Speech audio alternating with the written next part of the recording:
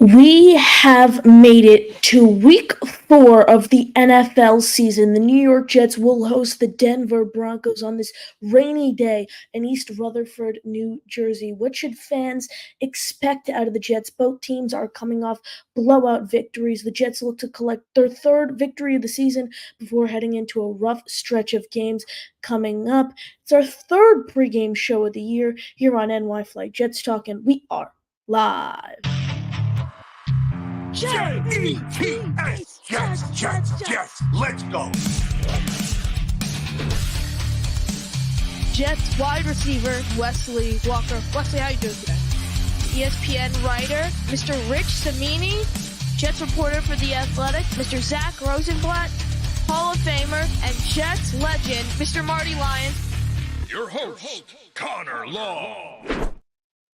Welcome in everyone. We are here for our pregame edition of NY Flight Jets Talk. The New York Jets are ready to host the Denver Broncos for week 4 of the NFL season. My co-host on these pregame shows, Matt O'Leary, is out at the game, Talking Jets group outing. Matt, Ryan Greenbean, and the whole Talking Jets crew out at the game, which leaves me to do a solo show today, but I will have some guests joining us. Our first guest is lined up for 11:15. That is none other than Thomas Christopher of Inner City Jets, of Jets X Factor, of Gangrene Nation, and his own site, The League Winners. Like I said, we have several guests joining us, but, really appreciate everyone tuning in here on this Sunday. Make sure you are subscribed to the channel and make sure you smash that like button. Nonetheless, we are going to get right into it. I'm going to start off with the injury report. Last night, the Jets elevated linebacker Marcelino Macari-Ball to the team's active roster while elevating defensive tackle Bruce Hector. I'm going to get into what that means for the team. You look at the linebacker position, like I said, Macari-Ball was elevated to the active roster. I think that infers that C.J. Mosley is most likely out for the second game in a row. Mosley's dealing with a toe injury. He's listed as doubtful. The final injury report is yet to get released, but he's doubtful, and they already elevated the linebacker from the practice squad, so I do think he will be ruled out. That said, Jimmy Sherwood's in line to step into a starting role for the second week in a row. We saw him step in against the Titans second half because Mosley went down with the injury. First half of the game, he never returned. Sherwood picked up the slack for the rest of the game, and last week against the Patriots, where he really shined. I mean, I'm looking at his numbers right now. 6th in the league for his yards per coverage snap allowed, 0.31 yards at that, 2.9 yards per target allowed, which is the second best in the league among 62 qualified linebackers, and then a 56.3% passer rating allowed, third best in the league, and an 80.2 PFF coverage grade, which is the 5th best in the league. Sherwood is someone the fan base has been talking about Sherwood for a long time. These past 2 seasons, okay, this is going to be the year where he, really, shows us that he's an elite player. What he showed us these past 2 games, game and a half, if you will, he's shown us that he has the potential to turn into an elite player. And now the discussion comes, well, what do the Jets do with Mosley when he's fully healthy? Do they bench him? I personally can't see the Jets doing something like that, as Mosley's a veteran leader on this team. However, it's always great to see someone like Sherwood. He's currently in his 4th year in the league, and he's stepping up into a starting role. This Jets linebacker room really is one of the best in football when you think about it. Now you have Sherwood coming up and making plays along with all-pros C.J. Mosley and Quincy Williams. Just the defensive unit has a shot to do really great things against a Broncos offense that has struggled. Before we get into just the overview of the game, the other practice squad elevation, Jets elevated defensive tackle Bruce Hector from the practice squad. He was on the preseason roster. He had a solid preseason. However, his efforts were not good enough to earn a spot on the team's active roster. That says it looks like either Leonard Taylor III or Jalen Holmes will most likely be inactive for today's contest. So that's something to watch there. Hector has kind of bounced around the NFL. We saw him in the XFL for a little. Personally, I'd rather see Leonard Taylor III play over someone like Hector, just because I want to see the young undrafted free agent. He made his NFL debut last Thursday. Brian Baldinger of NFL Network is a big fan of his tape, so I really want to see Taylor, but that's going to be interesting who they inactivate on the defensive line for today's matchup. But let's get into our first guest of today's show, Thomas Christopher, also known as Tommy Jets. Tommy, how you doing? Yeah, I'm doing good, Connor, and thanks for having me on, man. Of course, super happy to have you on. We had you on over on the JetX YouTube channel on Cut Down Day, but first time making your appearance here on the NY Flight Jets Talk YouTube channel. Tommy, what are your expectations for today's game? I know after this is kind of the last easy game for the Jets to start the season. They have a rough stretch of games coming up with the Vikings, Bills, and Steelers, all 3-0 teams. Each of them have their own storyline. If you just look at the Vikings, the Sam Darnold revenge game, moving over to the Bills interdivision game, and then the Steelers game, they have this elite defense, and it's a really tough team. How important do you think this game is, and what are your expectations? This is a game that the Jets can't take lightly. Everyone always says you can't really look over your opponents. This is Mm. definitely one of those games the Jets have to win because, as you alluded to, the next three games are very tough opponents.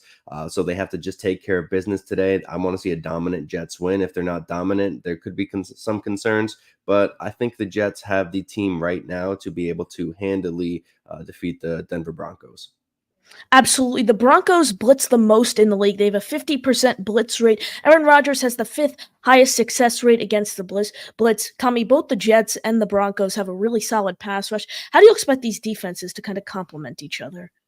Well, on the Denver side, they actually do some decent coverage too. Riley Moss hasn't played too poorly for the Denver Broncos. Brandon Jones and PJ Locke at safety have actually performed pretty well in coverage. So the blitz for the Denver Broncos has helped to the back end of that secondary perform well. It really means that, offensively for the Jets, that somebody other than Garrett Wilson has to step up once again. It's kind of the same thing that we saw in New England where they had Christian Gonzalez blanketing Garrett Wilson. We'll probably see that with Pat Surtain on Garrett today. So that means Alan Lazard, Tyler Conklin, all those guys really have to step up. Defensively for the Jets, it's kind of the same thing as last week. They have to shut down Cortland Sutton, who's the Denver Broncos' primary receiving threat. Make sure Marvin Mims and the rest of those guys there aren't really doing any deep plays. If the Jets can stop the deep plays and the big explosive plays for Denver, I think it should be an easy game. Bo Nix hasn't thrown a passing touchdown throughout the first 3 weeks of the season. He's someone the Jets are going to need to keep in the pocket. He likes to use his legs. How do the Jets do that today? Obviously, for first full game last week without both Jermaine Johnson and Hassan Reddick, his status is still uncertain when he will report. Jermaine Johnson will most likely be sidelined for the remainder of the season. How do the Jets really, get after Nix and stop him from getting out of the pocket? The best thing for the Jets to do is to disguise their coverage pre-snap. Bo Nix does have some issues with reading a defense. Honestly, he had some issues throughout college with that. That also continued while he was at the Senior Bowl, which makes it a little bit of a surprise that he was selected so highly by the Denver Broncos. For the Jets to have success there, if they're able to disguise their blitz packages and their coverage packages, it'll confuse Nix, maybe force him out of the pocket where he would have to use his legs. Or if the Jets can do contain while covering well on the back end, they force him in the pocket to make a throw that could be a little bit dangerous, and hopefully the Jets get some takeaways. Absolutely. I'm going to move over to the offensive side of the football. I know we spoke a little about the Broncos pass rush. Jets and the Broncos have top pass rushes in the league, but moving over to their run defense, ranked the ninth worst in the league, ninth most yards allowed per game on the ground. Alex Singleton, he's kind of led the charge in the run game. He's now dealing with this huge injury. He's been placed on the injured reserve list. How do you expect the Jets run game to do today? Obviously, Breece Hall, Braylon Allen. Braylon Allen has the highest rushing grade in the league right now, according to Pro Football Focus. Broncos really poor run defense. How do you expect the Jets to get after it in the running attack? Yeah, I kind of had that in my keys of the game for the league winners article is that the Jets really have to make an impactful move with the rushing attack, whether it's Braylon Allen, whether it's Breece Hall. Once they're able to do that, they're able to stifle the Broncos pass rush by making them respect the run. And that's really kind of the whole thing. It also takes the load off of Rodgers. It takes the load off the offensive line too when they have to go in their pass protections. And the Jets just have to be able to really perform well in their zone rushing scheme right now because they're primarily, I know a lot of people didn't really expect them to run zone this year, but they're running a lot more zone than gap scheme this year. And if they're able to successfully utilize that going against this Denver Broncos front that has struggled against the rush, as you alluded to, it should just open up things in the passing game. We could see a lot of play action, deep passes downfield to Mike Williams as well, maybe get him involved. So there's a lot that the Jets can do. It's all about execution. Tyler Conklin, we haven't seen him make any big plays, though. However, we know he has that potential. We know what he could do. We saw his success with Zach Wilson, Tim Boyle, and Trevor Siemian. Aaron Rodgers, looking at his career, he's always someone who likes to go after tight ends in the red zone. Can we see maybe a Tyler Conklin, maybe even a Jeremy Ruckert touchdown today? Hey, I would love that. Cody Barton is probably the guy who will be on him more than not, if not one of the safeties. So there is good coverage there on the Denver Broncos side. With that said, if the Jets are able to confuse Denver with their play action, as you know, as we just talked about, if they can get the run game going, it opens up a lot of things in the pass, and they will need somebody other than Garrett Wilson to step up. I have my money on Tyler Conklin. I love Conklin. I hope he does very well this game. Love it. Yeah, Conklin, it's really interesting because we haven't seen him take off yet. And I think this is going to happen maybe with a weaker secondary. The Titans, not excuse me, the Titans, the Broncos have really, really solid pass coverage. Speaking of solid pass coverage, Garrett Wilson, we really haven't seen him get into a groove yet. And he has a really tough matchup coming up against Pat Surtain. What do we expect out of Wilson today? Honestly, I think we see him. I don't want to say struggle. I think it's going to be something similar that we saw last week when he had to face Christian Gonzalez. Because, I mean, to be honest, in that game, Gonzalez kind of put the clamps on him a little bit. There were some issues with Garrett's spatial awareness prior to his touchdown where he couldn't get both feet in bounds on a play that he really should have. He made up for it with the touchdown from a beautiful pass from Aaron Rodgers. But Surtain is, I think, just a little bit above Christian Gonzalez as to his development right now as a cornerback and his coverage ability. I know he hasn't graded as highly as the rest of the team on Denver, but we know how good Surtain is. I think that's why I think it's really important for the rest of the Jets playmakers, even Breece Hall and Braylon Allen coming out of the backfield to make plays in this passing attack. I don't want to say Garrett is going to have a bad game, but I think 50 to 70 yards should be obtainable. I like it. I like it. Before we keep it going, we have a question here from Dan, the Jets fan. The Jets have scored 3 touchdowns in each of their first 3 games. Which 3 Jets would you both recommend taking in an anytime TD prop? Tommy, I'll throw it to you first. I'm gonna go. Hey, I'm going to Alan Lazard, man. Let's keep that Ooh, touchdown streak alive. okay, I like that. I'm gonna go. So I'll go. Said 3 players. So I'll. Ooh, this is tough. I'm gonna go Tyler Conklin for one for sure. I'm gonna go Tyler Conklin. I just have this. I have this feeling, Tommy. I know I've been speaking about it a lot, but I just have this feeling that he is going to get in the end zone today. Didn't see him get in the end zone last year, despite having nearly 600 yards. So that's interesting. I think he gets in the end zone for the first time since 2022. Alan Lazard, I agree there. I think he'll keep it going. And then I'm going to go Braylon Allen. Not Braylon Allen or Breece. That's Yeah. interesting because the rushing attack, I think one of them will get in the end zone. Actually, I'm going to revise that. I'm going to go Tyler Conklin, Breece Hall, and Braylon Allen. I'm going to go both running backs get in the end zone. Big guy Tyler Conklin gets a touchdown. That is what I expect. But Tommy, appreciate you joining us here. You got any final thoughts? I just want to see a Jets win. I want to see a dominant win so we can go into this little rivalry, match up with Sam Darnold the next week overseas and just, have less to worry about. Absolutely. Tommy Jets, appreciate to find him on Twitter at Thomas CP. Great coverage, college football over at the league winners, credentialed member of the media for FAU football, Inner City Jets, his podcast on YouTube. Also find his work on jetsxfactor.com as well as Gang Green Nation. That is our first guest of today's show. Let's see. We got something from the Reluctant Earthling. Dan, what does prop mean in this contest? I think he's referring to a prop bet. So basically, prop bet is where you put a bunch of odds together and then kind of try to formulate a winning bet. Back to what I was saying before Tommy joined about the defensive line rotation there. It's going to be interesting to see what the Jets do, who they activate, who they inactivate, because like I said, Hector got elevated, which normally means that he'll probably be playing today. Which was what I think. So that leaves it to Jalen Holmes or Leonard Taylor III. It's going to be interesting what the Jets do there, because Leonard Taylor III is someone who just made his NFL debut last Thursday against the New England Patriots. Rather, someone like Jalen Holmes, who's been on the roster for all three of the Jets games. And ended up bringing him onto the 53-man roster because you can only elevate someone from the practice squad 3 times in a season before having to sign them to the 53-man roster.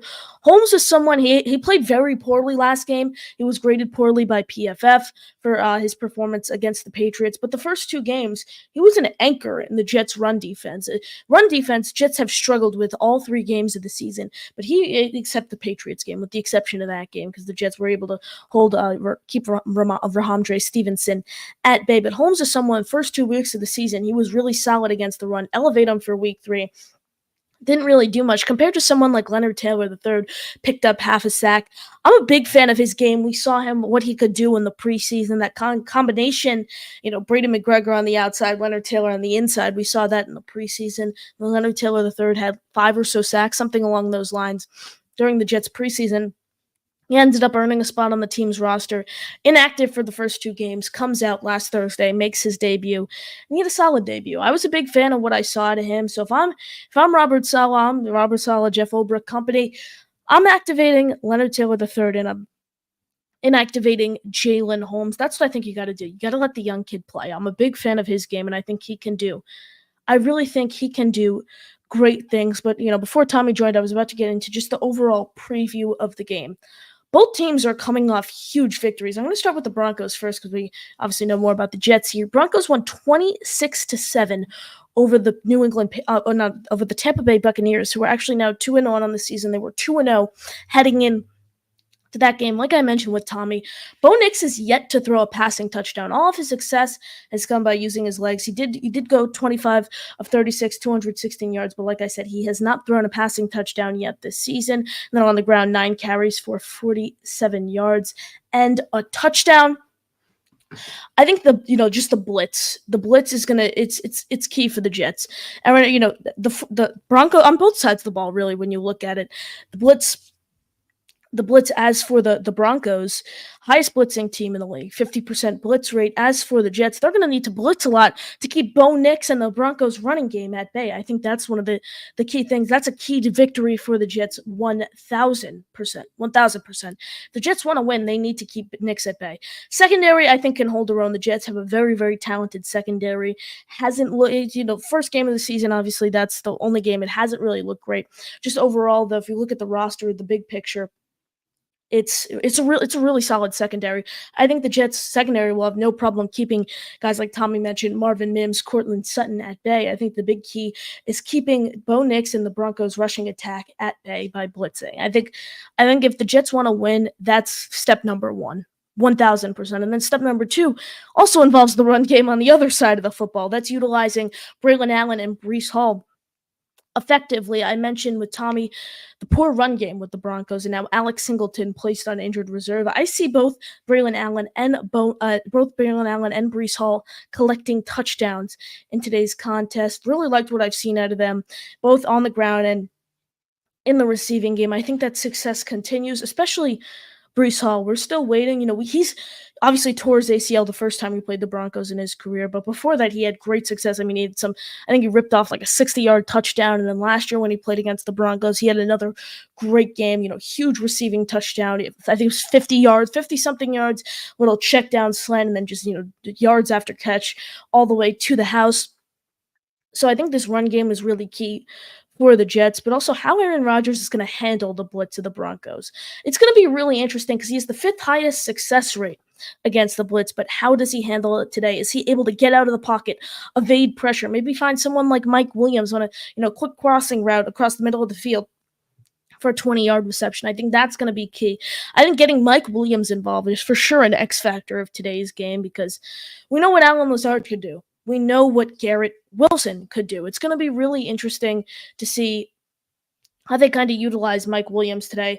Robert Saleh said they're not expecting to have Williams on a snap count for today's contest, which is really interesting because we haven't seen him much in the first 3 games of the season, but when he has, just looking at the Titans game, 1 contested catch for 19 yards, it was key for the Jets' victory. Obviously, that game came down to the final play, and that definitely is one of the reasons the Jets 1. Tyler Conklin is someone else who's really, really interesting to watch. Jeremy Ruckert, maybe we saw Jeremy Ruckert week 4 of last season against the Kansas City Chiefs at MetLife Stadium on Sunday Night Football. Yes, the reluctant Earthling against the Kansas City Chiefs last year on Sunday Night Football. Jeremy Ruckert got into the end zone. Hopefully he can do it again week 4 at MetLife Stadium, this time a 1 p.m. game against the Denver Broncos. Ruckert, there are no excuses this year. There's been excuses. Okay, there's poor quarterback play. Trust him. Day 3 pick, he's a Long Island kid. He'll do great things. This is the year where Jeremy Ruckert needs to show that he's an elite tight end and he can hold his own in this league. We've seen the first 3 games of the season. I thought he's looked okay. Very poor run blocking.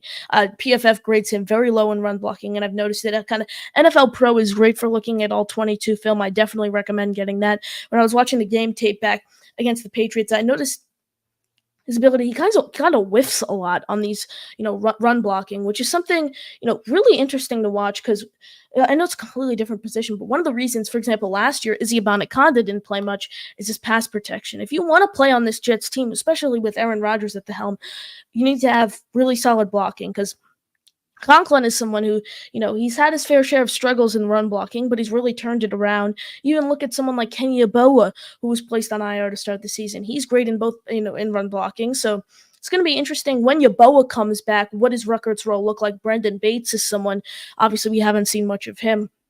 He's tight end 3 right now without Kenny Yeboah. So it's going to be really interesting to see how the Jets kind of utilize their offensive pieces here and find weaknesses in the Broncos secondary. The great thing about Aaron Rodgers is he can adjust his game plan so quickly. Maybe, the Jets game plan right now, which I'd expect it to be without Alex Singleton and the poor Broncos run defense, is to exploit their poor run defense and just pound the rock with Breece Hall and Braylon Allen. But maybe in the first quarter, Aaron Rodgers is reading the Broncos secondary and he finds something he can exploit.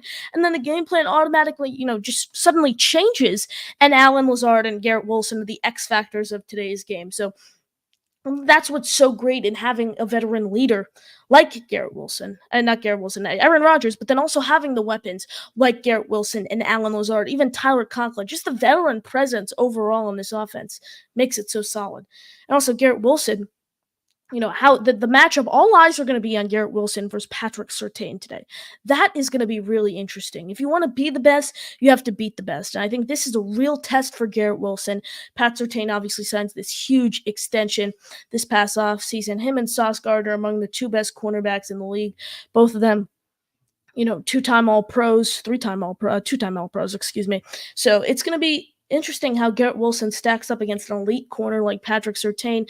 I could see something, I agree with what Tommy said around that 40 to 60 yard range. Hopefully we can get Garrett in the end zone. But these next few weeks, it's interesting that the Jets didn't involve Garrett Wilson early because these next few weeks are going to be tough for Garrett Wilson, playing against elite defenses and Brian Flores, the way he coaches his defense, the Minnesota Vikings. Buffalo Bills, they have a very, very, very talented secondary. And then the Steelers, 3-0 right now to start the season.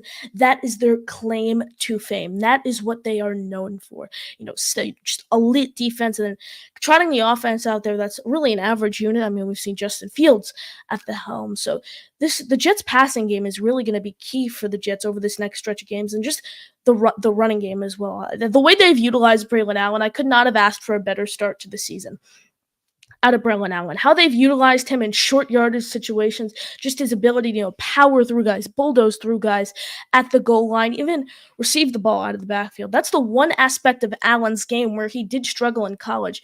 4 seasons at Wisconsin, only had 278 yards, didn't score a touchdown, but we've seen him get involved in the receiving game. Kind of a really solid 1-2 punch in Breece Hall, Braylon Allen. You get the speed, the elusiveness with Breece Hall, and then the power in the short yardage situations from Braylon Allen. Really looking forward to how they keep that going, not just today, but throughout the remainder of the season. Let's see. Reluctant Earthling. I'm personally responsible for the Jets shutting down Stevenson. I dressed him in my fantasy league. You're welcome. Reluctant Earthling, you are not the only one. I had Rahamdre Stevenson starting in my fantasy league as well. I think he got me .30 fantasy points, so nothing out of him. But I'll take, a great performance out of the Jets run defense over my fantasy team 7 days a week. I hope the run defense can keep it up. They're looking to stop both Tyler Batty, all three of them actually. Tyler Batty kind of led the way in the Broncos rushing attack last week, 9 carries, 70 yards. Javonte Williams, 5 carries for 12 yards. Jaleel McLaughlin, 5 carries for 7 yards. I hope they can keep it up. This is not some, looked and Earthling. This is not some elite rushing attack we're seeing right now with the Denver Broncos. It's not like, for example, it's the Broncos' game plan against Breece Hall and Braylon Allen is a lot harder than the Jets' game plan against Tyler Beatty, Jaleel McLaughlin, and Javonte Williams.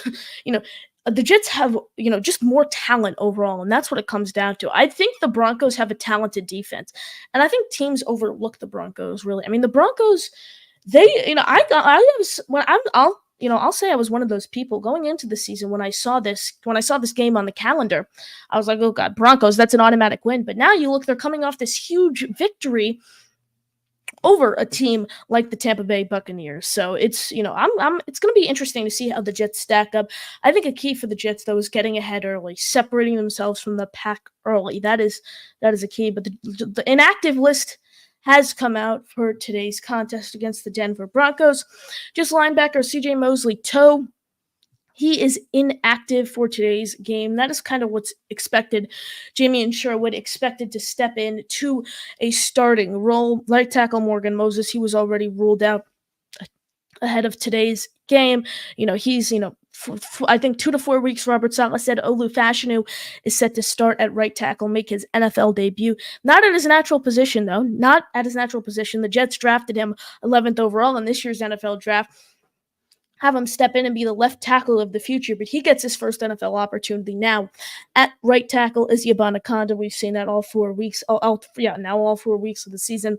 Obviously, he's running back 4 on the depth chart. As expected, Carter Warren, that's another one expected. We've seen him inactive for almost every single game. Braden McGregor, that's an interesting one. They go with an edge rusher as well as Leonard Taylor III. Leonard Taylor III, I'm not a fan of that one. I said I'd rather see someone like Jalen Holmes inactive. I want to see what Taylor could do. This would have been his second NFL game this season, which, I'm not a fan they're taking that away from him. We saw him collect half a sack last week. Now they give Bruce Hector an opportunity off the practice squad. I want to see what he could do. Is he able to sustain the momentum and possibly earn a permanent spot on the Jets 53-man roster like they did with Jalen Holmes? So I want to see how he performs. And played with the Jets. I think 2 games he appeared in last season for the team. It's going to be interesting how they kind of utilize him. I'm expecting defensive tackle for. Also, fans need to keep in mind, Lucky Fotu is added back into the mix after next week. He was placed on an injured reserve to start the season. That means you're set to miss a minimum of 4 weeks. It's the 4th week of the season, so there's a chance that both Lucky Fotu and then tight end Kenny Yeboah are activated for next week's game. That's definitely going to shuffle around game plans on both sides of the football, who's inactive, who's not. And then JBC, Jarek Bernard Converse, that one was kind of expected. We saw him active against the Titans, but that's really it. It's an interesting list, really interesting list, because didn't want to see Leonard Taylor inactive. Really didn't. They really seem to like Jalen Holmes and his veteran presence, what he brings to the table, because he had a terrible game against the run. I've been a fan of Jalen Holmes since they elevated him for week 1. I wanted him to actually earn a spot on the roster, start the season right out of the preseason. Obviously, that didn't happen. The Jets defensive line, it's a loaded unit. But they bring him up for week 1. He looks great against the 49ers. They bring him back up for week 2. He looks solid stopping the Titans rushing game. They bring him back up for week 3, his 3rd practice squad elevation of the season. Only 3 weeks. You can only elevate someone from the practice squad 3 times before having to sign them to the 53-man roster. Elevate him for the 3rd time, sign him to the 53, but really didn't do much. I think he had a rushing, a run defense grade of 31.8 or something along those lines last week. So I'm really looking for Holmes. He's active. I'm really looking for him to turn it around, and I want him to show us what he showed us during week 1 of the season. Revert to that, that prime form. Really, I want to see a lot out of Holmes today. I really do. And if they're going to give him the go over Leonard Taylor, I want him to make an impact. I understand it's a lower leverage situation, but Leonard Taylor III made a statement last week. He went out, collected half a sack to make during his NFL debut, and they're not giving him the go again, which I'm not a fan of. Fashanu, I'm really interested to see what he does. Just looking at the preseason tape, his strength is obviously setting the edge on the outside, setting up those runs for Brees Hall and Braylon Allen. Came in to start the fourth quarter last week as Morgan Moses went down with a leg injury in the draining seconds of the third quarter. He never returned. Fashanu held his own both against the pass and the run. These next few weeks, Fashanu aims to show why he is worthy of the 11th overall pick, and I think he will do a great job. And I think it's important that Fashanu is able to play both sides of the offensive line, because like I mentioned earlier when we were looking at the inactives list, his natural position is left tackle. That's what the Jets drafted him to do. They wanted him to be the left tackle of the future. However, his first NFL opportunity, now he has to step in at right tackle and fill the shoes of Morgan Moses. But that's not the reason it's so key. I think the main reason it's so key is he's the next man up immediately. Because you look, both Moses and Tyron Smith are in their 30s. They've had their history of injuries. I'd take someone like Fashanu at the tackle position, young blue chip prospect, just got drafted in this year's NFL draft, over someone like Carter Warren or Max Mitchell. They've shown us what they can do. They're not reliable players, so it's great to see someone like Fashanu step up, and he's the next man up, rather someone like Mitchell or Warren. Let's see. The reluctant. Let's go back to this. Dying to see Hall and Allen explode as a team. Like I mentioned, reluctant Earthling. The Broncos' run defense is really poor. We saw what they can do against even more elite run defenses. I think they're going to have huge games today. I'm really looking forward to see the performances today. Let's see, Reluctant Earthling again, actually dying to see Rodgers/Wilson explode as a team even more. I don't think it will come this week just because the matchup's certain. And I know Tommy mentioned, and I completely agree with him, the Broncos secondary is very strong. It's a very talented group. I think this is something we see as maybe the season progresses. It's not great. It's not the end of the world, but it's not great that they haven't, really that Wilson hasn't been a vocal point of the team's offense the first 3 weeks, because that's a really easy stretch of games. Now these games pick back up and can, next week really you have the Vikings, Bills, Steelers. Like I mentioned, all three are elite defenses, so it's gonna be tough to see how they connect, but you never know. Like I said, Rodgers is so good because he can change his game plan on the fly. Maybe he, sees something Surtain and Surtain's not doing right, and then he kind of exploits that, finds Wilson over the middle of the field and utilizes him. Maybe we see Garrett Wilson get in the end zone for a touchdown. I'm really looking forward to see what the offensive unit does as a whole today against the Broncos defense.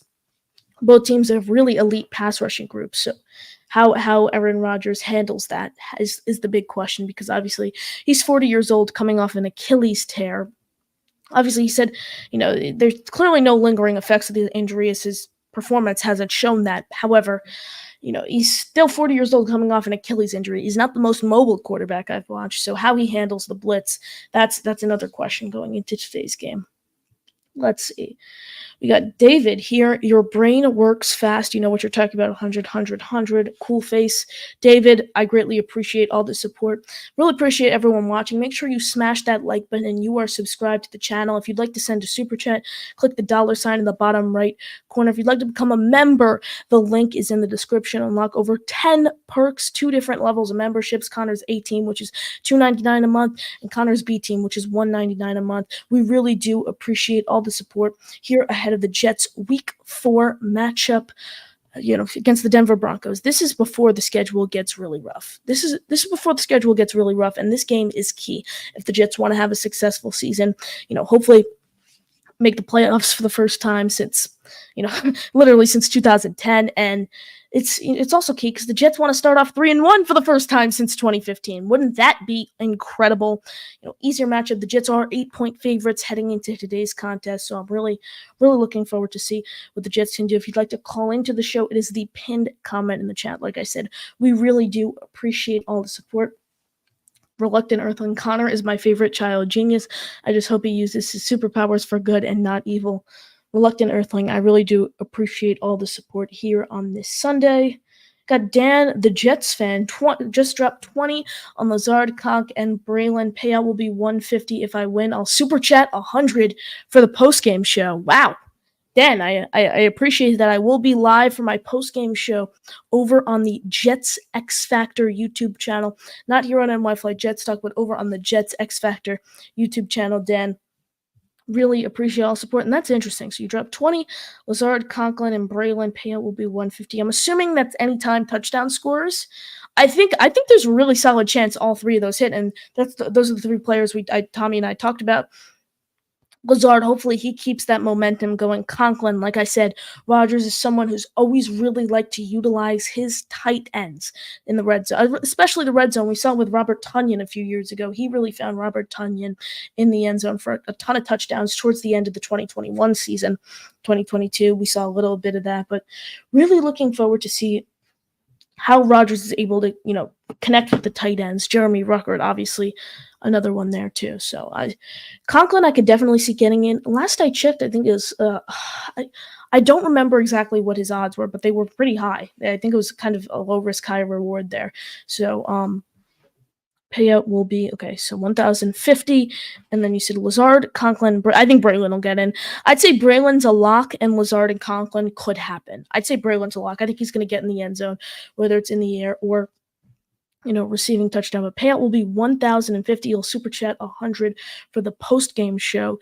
Dan, really appreciate all the support. Everyone, smash that like button. Make sure you are subscribed to the channel. We should have our next guest joining us here any minute. But before we do that, let's look over some clips, some walk-ins from today's game. We'll see Zach Wilson catching up with his, that former offensive coordinator, Nathaniel Hackett, at MetLife Stadium. Obviously, Zach Wilson traded early in April to the Denver Broncos in exchange for a late round pick. Nathaniel Hackett, Zach Wilson. Oh God, I just have nightmares thinking of that duo.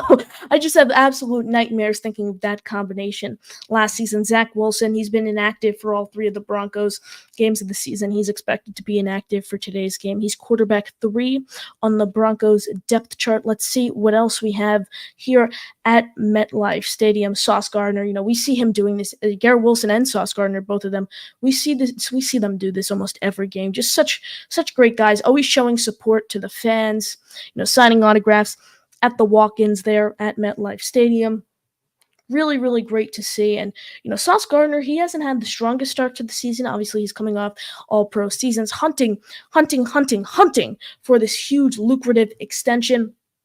We saw him struggle a bit against the Titans. I'm really hoping he can, just be locked down. What we saw from Sauce Gardner last season, he didn't record an interception. His goal right now is to record an interception for the first time since the 2022 NFL season. However, there were reasons why he did not record an interception that season.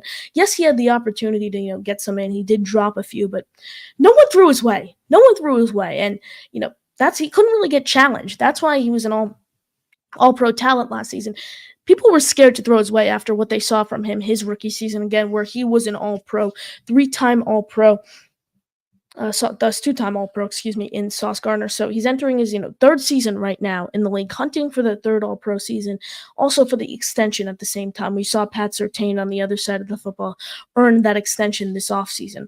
Really looking forward to see what he could do not only today in shutting down Marvin Mims, Courtland Sutton, an easier receiving group at that, but also as the season progresses, how he, lines up against elite wide receivers in this league. Justin Jefferson next week is going to be an interesting matchup. Do they put, who do they put on him? Is it Sauce Gardner or DJ Reed? What do they do? Is Michael Carter II back to full strength in the slot yet? We know he's dealing with that ankle injury, kind of a lingering injury, and there's a chance these ankle injuries, they're kind of scary. There's a chance we see that they linger really throughout the entirety of the season. Not necessarily that they're out for the whole season, but they're just lingering injuries that never go away, which is not what you want to see out of someone like Michael Carter II, who the Jets just signed to an extension. This offseason, we have Terrence Hill in here.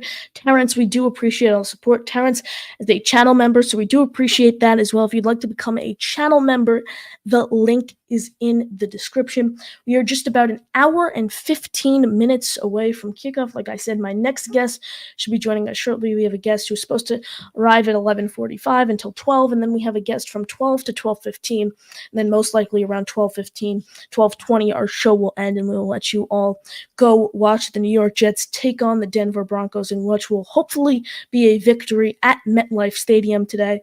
This is so key. This is so key because the Jets really have a rough stretch of games. Not only, I know I spoke about the Steelers game. I know I spoke about the Steelers game, but also you have the Texans game coming up on Halloween. I do understand that's a home game. However, the Texans are a really solid team with a lot of talent. A really solid team with a lot of talent. Not something you necessarily want to mess around with. They're not an easy team. So the Jets can jump off to 3-1 and maybe steal, a couple victories in that stretch. They start off 3-1, and I say, you look at those 4-game stretch. If they could split 2 out of 4, they start off 5-3. I think that's a fine start to the season. I think the Jets win anywhere from 10 to 12 games, but if they lose this game, that's where it starts. That's where I start throwing. Cheese.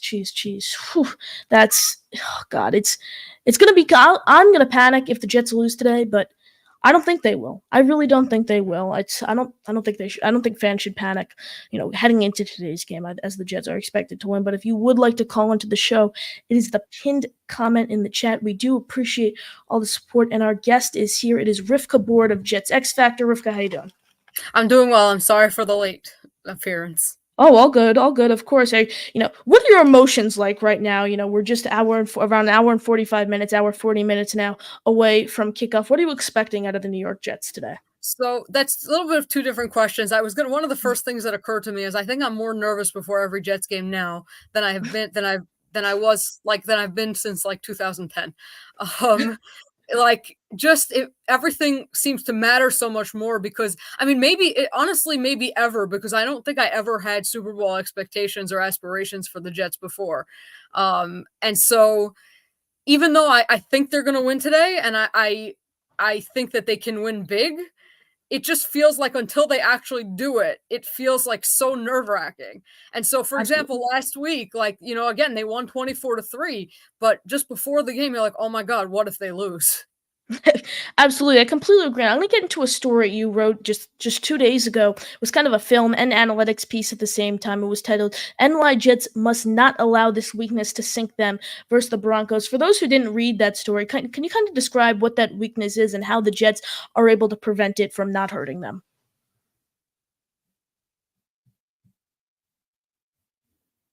So, I think that this is something that a lot of people know from watching the Broncos, but basically Bo Nix has done a lot with his legs. Yes. I think the number was 18 carries for 107 yards and 2 touchdowns. And he's had some chunk plays. Also, the touchdowns were both on scramble plays. And so, you look at Bo Nix, you watch what he did with his arm. Yeah, he had a few nice throws last week, but ultimately he averaged 6 yards per attempt. He didn't throw any touchdowns. A lot of what he did was very, very basic. And so it kind of feels like the Jets, if they want to win this game, like on the defensive side, they just need to force Nix to beat them with his arm, because there's no reason to believe he can do it. He hasn't shown that he can do it. And so, even everyone's saying last week was his best game as a pro. Best game as a pro is, again, 6 yards per attempt, average depth of target 6.6. And so, again, there's no evidence whatsoever that he can beat them with his arm. But the thing is, if he can, use his legs, steal a few first downs, help the Broncos, even if they end up scoring field goals, ultimately it will keep the Jets off the field. And again, it could make this into more of a fight than the Jets want it to be. Rivka, how do you expect the Jets secondary to hold up against receivers like Cortland Sutton and Marvin Mims? Do you expect them to succeed against those receivers? Look, Cortland Sutton over the last 2 years has done absolutely nothing against the Jets. He's exactly the type of receiver that Sauce Gardner really succeeds against. Yes. Sauce sometimes has trouble with the quicker receivers, but the big physical types, Sauce usually mows down. And so, again, I saw some article written somewhere about how Sauce has all these stats where he's been very close in coverage, but he's allowed catches. I said, yeah, that is all driven by one play, which we know Chuck Clark should have picked off, right? Yes. And so everything else, Sauce is as good as there is in the NFL of playing through the catch, meaning of getting his hands in between the receiver's hands, and once the ball is there, pulling those hands down so that they can't catch the ball. We've seen it so many times from his first big play in the NFL, which was when he broke up a pass to Mark Andrews, in the end zone where his back was to the play. We've seen it since then. He's as good as they come, and Courtland Sutton is all about contested catches. Like, he doesn't really create a ton of separation. He's usually boxing out for the ball. And so, again, if even DJ Reed, like, Reed is also really, really good at playing through the arms. Now, obviously, Sutton has a height advantage on Reed, but ultimately, I don't feel like he's going to be able to create separation. The Jets have shut him down the last 2 years. Maybe I'll end up eating my words, but I just don't really see him beating them. Like, even I was watching one of his clips last week on a pass that he caught. First of all, he pushed off majorly. Like, it should have been a offensive pass interference. But second of all, like, a guy like Sauce would have eaten his lunch on that play. And so, beyond Sutton, like, you have Josh Reynolds as the number 2 receiver. Again, Reynolds is a decent, like, deep threat. Like, occasionally he'll come up with the deep. But again, this is a guy who has a career high of 618 receiving yards in a season. And so, again, might be, absent the Patriots, the weakest receiving core that the Jets will play all season. And so, I mean, again, force Nix to beat you with his arm. He doesn't have the weapons. He doesn't have the arm. He doesn't have the awareness. He doesn't have anything. Absolutely. I'm going to move over to the defensive line, Rivka. Interior of the defensive line, Jets elevated Bruce Hector. That said, Leonard Taylor III, someone who I know you're high on. I'm also high on him as well. He's inactive for today's contest. What are your thoughts on that move, and what should fans maybe expect out of Hector stepping into a smaller role? So I think it's an interesting move because they activated Taylor last week in a game that was projected to be a heavy run game. So, and Hector, if anything, is a run move, right? He's generally, again, that's his only strength. That they brought him in to defend the run. So it's kind of odd that they would have done that last week when they would have had Taylor in last week when it was expected to be a heavy run game. It's just a strange move to me. I don't know why the Jets are so hung up on keeping Taylor on the bench. I really hope that they don't release him once Lucky Fotu is back. I don't think they're going to. I assume Jalen Holmes would be the one to go.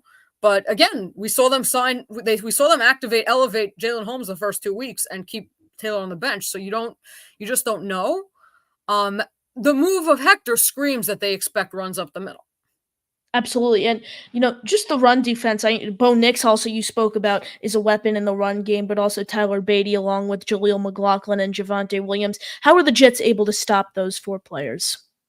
So, I mean, look, I think Javonte Williams is averaging 2.2 yards per carry this year. I think he had 5 catches for not 5 catches, five rushing attempts for 12. I'll get the final 5 rushing attempts for 12 yards. I was right. Yeah, so not much. I think if I recall correctly, McLaughlin hasn't been much better this year. Most of their 5 catches, 5 receptions. Most of their production came on one. I think it's pronounced Beatty, right? That's what I've been saying. Yeah. I think he had 143-yard run last week, and that accounts for a very large percentage of their production on the ground. Now, he still averaged about close to 5 yards per carry on his other runs, but ultimately, again, he only had 5 other runs. He had 9 for 43. So he still had definitely a decent game, but ultimately, like, the rest of their running backs are doing nothing. Now, obviously, again, they did play the Steelers in one of those games. The Bucs tend to, although they didn't have Vita Vea, so it's take it for what it's worth, but they tend to have a better run defense. The Seahawks, I don't remember so much their numbers this year so far, but the thing is, it's always possible that they'll find their legs this week, but I could see why the Jets would want to stop the run because they're not afraid of Nix. So they're like, the only way that they're going to beat us is if they run down our throats, and so we're going to defend against that in every way possible. Broncos run defense, they've struggled in stopping the run throughout the first 3 games of the season. Only hurts that linebacker Alex Singleton, who's led the team in tackles the past 2 seasons, has been placed on the injured reserve list. Rivka, Bruce Hall, Braylon Allen, they've shined the first 3 games of the season. How do you expect that 1-2 punch to perform? Do we see a lot of Braylon Allen in the red zone? Could you see something where both of those 2 players score touchdowns today? So, I'm hesitant to say any particular player is going to score a touchdown, but I do expect to see a lot of both players. I might say I expect to see a little more Braylon Allen just based on some of the Broncos' tendencies, like what has beaten them. Because Yes. it's ironic in a way, because Allen was known in college for having had a better 2022 season than 2023, and the explanation for that was that they ran a gap scheme in 2022 and a zone scheme in 2023. But the irony of it is the Jets have been running him almost exclusively on zone plays, and he's been much better on zone plays. And so I think that they're going to keep with their zone running more this game, and they like to run Braylon with those. Breece is a better gap runner, and so I could see Braylon Allen getting more involved. Just again that downhill style. It's raining, so Breece is like more of a one cut back. Breece is more like the shifty type of back, Yes. whereas Allen just gets north and south very quickly, and so you could see that in the rain being a more positive, not slipping as much, just being powering, bruising ahead, and so I could see Braylon Allen getting a lot of work in this game. Rivka, who's someone who's kind of under the radar right now, entering today's contest, who's no one is really talking about, could be on the offense or defensive side of the ball, that you expect big things out of today? I mean, I wouldn't call him underrated. I think at this point, Jets fans certainly know what he is, but Jamie and Sherwood, I feel like Sherwood, again, he flashed last year. He really showed some capabilities, and he's played very well so far in replacement of CJ Mosley. I think some people would go as far as to say that he's played better than Mosley. He's looked better than Mosley. And so I think in the run game, I mean, Sherwood is a very, very good run defender, generally a very sure-handed tackler. He's had a couple of misses this year, but for the most part, he's generally very sure-handed. I could see him, again, cutting off some of those shorter passes, helping defend. Obviously, he's not an edge defender for the most part, but helping keep Bo Nix contained on, in different ways. And so Jamie and Sherwood is my pick. Rivka, final score prediction for today's game. Rainy day over in East Rutherford, New Jersey. What are you expecting out of both teams coming off huge victories? Obviously the Jets over the Patriots and the Broncos over the Buccaneers. What is your final score prediction? So I would go with Jets 24, Broncos 10. Again, score 24 for the third straight week. Maybe it's a little bold of me to say that the Jets are going to win by 2 touchdowns, but you just look at this team again. It's a team that really loves to blitz. Rodgers is lethal against the blitz. I said, I had written in our Slack group, I said I have 2 predictions for this game. I said Rodgers is going to get at least 1 free play with his cadence, and Sauce Gardner is going to get an interception. The reason I said Rodgers is going to pull them with his cadence is because, again, they like to disguise and they like to blitz from deep. Rodgers just pulls one. I think he's going to be focusing on his cadence even more than usual, and I think it will work. I think that when you're blitzing from so far out, you need every step you can, and so he'll be able to identify which guys are coming. I do expect that to happen. As far as the Sauce Gardner interception, that just came based on the fact that the Broncos just can't create separation. I do also think that they'll play a lot of zone coverage to try to keep Nix in the pocket, try not to let him, turn their backs and let him run. And zone coverage tends to be more conducive to interceptions because you have your eyes on the quarterback rather than on the player. And so I think that might give Sauce more of an opportunity than he normally gets because he plays a lot of man coverage. I like it. I went with the Jets. I said 28-14. I had the Jets winning. They have the same margin. Yeah. I have them winning by 2 touchdowns. They're 8-point favorites right now. I think Rich Samini only had the Jets winning by 1 score or something he put in on Twitter. But I have the Jets winning by 24-20. Yeah, less than 1 score. So they're 8-point favorites right now, and it's going to be interesting to see because I spoke a lot before you joined, Rivka, about Aaron Rodgers and his ability to just change the game plan so quickly. Maybe the Jets right now, which I think they should be, relying on just a run heavy game plan. Breece Hall, Braylon Allen, pound the rock. Rather, maybe Aaron Rodgers sees something in the Broncos secondary early in the game that he exploits, and then the game plan suddenly just shifts to a pass heavy offense, and then that's how the Jets find their success. But yes, I have the New York Jets winning 28-14. Rivka, we do appreciate. You got any final thoughts? No, let's go Jets. Rivka Board, we appreciate it. Find her work, jetsxfactor.com, at Rivka Board on Twitter. But keeping it going, we got our last but not least, our final guest here on the program, Mr. James Woody, joining the show. Woody, what's going on, my man? Let's go! It's game day, Connor. It's game day. Woo-hoo! less than an hour away from kickoff. So your boy is hyped. Your boy is hyped over here.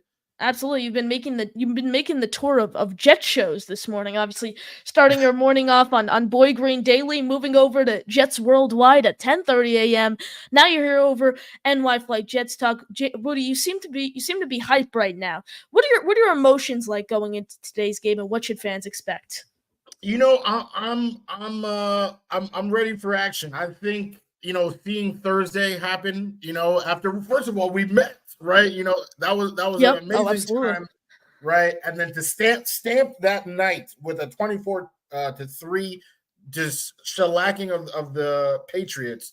I think everyone in Gang Green Nation is just super excited to just see these guys play again, to see Rodgers how he was moving right outside the pipe. My man, he ran for multiple first downs, right? So I think from an energy standpoint, from a feeling standpoint, I think fans should be super excited. The Broncos are an underrated team, an underappreciated Yes. team. I thought they were nothing coming in. I was like, oh, I said that. Yep, I said that earlier. right, but they've been. I mean, their competition, the combined records of the teams they face are 8-1. And they are the one. They beat the Buccaneers. They destroyed the Buccaneers. When they lost or when they lose, they only lose by one score. I mean, this is a tough team that's very well coached. They don't have stars, like maybe one Patrick Tan, but other than that, they're just a really good, well coached group of guys. So I'm excited to see them play, but I do not think this is a walk in the park type game.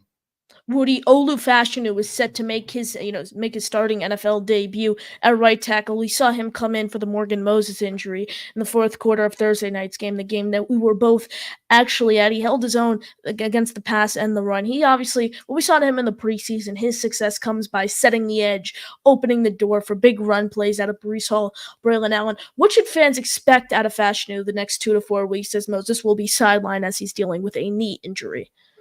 Yeah, I mean, I definitely think that this is why we drafted him, right? For the people that were upset about, Bowers and, all the different options that could have been made. I thought it was super important to get an offensive tackle early because we just knew for a fact that, the two tackles that we had wouldn't play every game. Now, we didn't know that it was going to happen in this way. I think, the money was on Tyron, maybe, needing a break, which might still happen later in the year. But this is why you make that pick, because Olu is a top flight tackle. He would start on over half the teams in the NFL if he was on their roster. So what should we expect?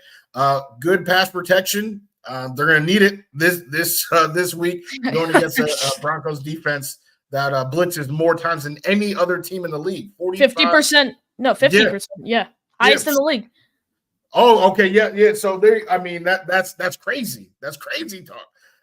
So we're gonna definitely need that, and then like you said, setting the edge. These running backs, they need that's exactly what they need to get going. All right, I would say the Jets rushing attack hasn't been great. I'm not saying it's terrible, but it simply hasn't been great. So I think Olu just being a mauler, that young mauler, I think is something that we should look forward to seeing. Because we're facing tough defenses. I mean, after this, it's Minnesota, who Brian Flores has them working hard. Yep. And then the Bills have kind of been a surprise at how good their defense has been as well. Absolutely. I'm going to stay with the topic of the offensive side of the ball. Mike Williams, Robert Saleh came out and said earlier this week, snap count is expected to get lifted from Williams, and he's supposed to, just go in as a normal piece of the team's offense. We saw him against the Titans, one, deep reception in the red zone for 19 yards, contested catch. Then we saw a little more of him. I think he had 3 or 4 receptions against the Patriots. Mike Williams, Woody, can we expect maybe a Mike Williams touchdown today? I'm not going to lie. FanDuel, I'm out here. I put it in. Oh, I love it. All of the stars have aligned to make that happen. Between everything that you just said, and then you put that with Garrett going against Pat Surtain, who this is unpopular where we live, but in my personal opinion, he is my money the best corner in football. I'm saying with Garrett, he's struggled, right? He had Travaris Ward, L'Jarius Sneed. He's already had Yep. top flight corners, and Christian now he has Gonzalez, safety yeah, position. Christian Gonzalez. So I don't see Garrett, dominating just yet. So then that brings us to the Lazards, to the Mike Williams of the world. With Mike Williams, as he gets healthier and healthier, he's faster than Lazard. The jump ball, right? Those contested catches that you just mentioned. And Aaron, he loves height. He loves height in that red zone. We've seen it. That's why Alan Lazard is leading the team in touchdowns, right? Because of that height. Yeah. So I think Mike Williams is about to feast today. To kind of piggyback on what you said there about Garrett Wilson, you mentioned the tough matchup again for the fourth week in a row. You don't expect him to, kind of get eased into the offense yet. Well, Woody, when does that happen? Because the defenses they have coming up are really, really tough defenses. You mentioned obviously the Vikings next week. Then you have the Bills. Then you have the Steelers, who have one of the best defenses in all of football. And then the Titans, Woody. So when does Garrett Wilson get into a groove with this team's offense? That's a good question, and my answer might not be a popular one. I mean, I think the best part about how this Jets team is constructed is that there are a lot of weapons, right? Mhm. It's not just because that's what was kind of happening last year. What it seemed like was last year was that it was Garrett or famine. There's nothing, literally nothing else. But here. We can have games where Alan Lazard leads the team in the reception numbers. We can have Tyler Conklin, right? What do you have? Yes. Five or six catches for 90-some yards? He's aiming to get in the end zone for the first time since 2022. So that's I said I'm expecting a touchdown out of Conklin today. I'm expecting a touchdown out of both Brees and Braylon Allen. So those are my three touchdown scores. And then I have it's either going to be Lazard. I think I have Lazard getting in the end zone too. I'm going to go with that. Because I have the Jets winning 28-14. So I'm going to go Brees, Braylon, Conklin, Lazard. Those are going to be my four guys. I like it. I'm going.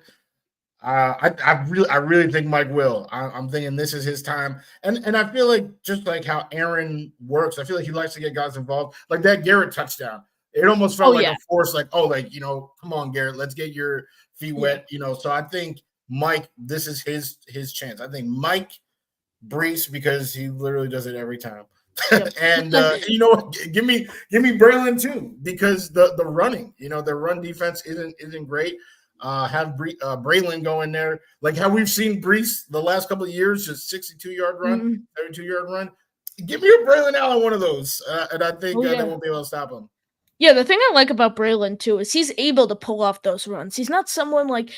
Not even Derrick Henry, but we've seen with power backs in the league where it's like they, whether it's past, you've seen some in the 90s, early 2000s where they just rely on that power.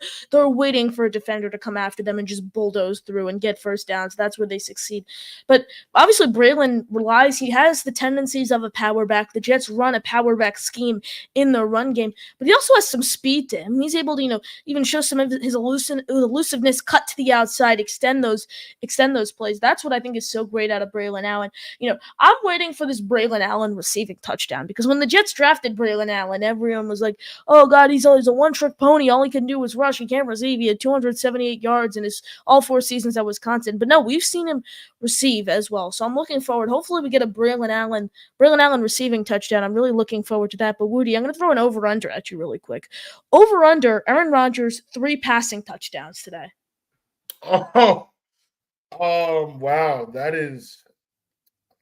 I don't want to seem like a pessimist because I feel I got the Jets winning and everything. Yeah. But I think I'm gonna have to go. I'm gonna have to go under. I'm with you too. The Broncos, they haven't really allowed too many points, and I'm not saying that this is gonna be 10-7. Yeah. But I think that the Jets in total might have 3 or 4 touchdowns. You got to throw a rushing in there because that's just what happens, especially when you have great QBs. You end up at first and goal. And when it's first and goal, you got 2. Now, not just 1, you got 2 dogs. Yep. Right? That can just run in there to the end zone. So I think there will be a rushing touchdown for sure. Absolutely. One more question here before we let you go. Boy Green says, what other shows is Woody appearing on throughout the rest of the day? This might be my last one. Connor, you already know I've been waiting to make this happen. So definitely a blast. But Boy Green, shout out to the man, the myth, the legend. Right, he had me waking up early, crack of dawn, out here for Boy Green Daily today. But that was a blast as well. Absolute Woody, I think that'll do it for us. We are 49 minutes away from kickoff. You got any final thoughts? Let's go Jets. We need a dub. I'm expecting a dub. Anything else is unacceptable.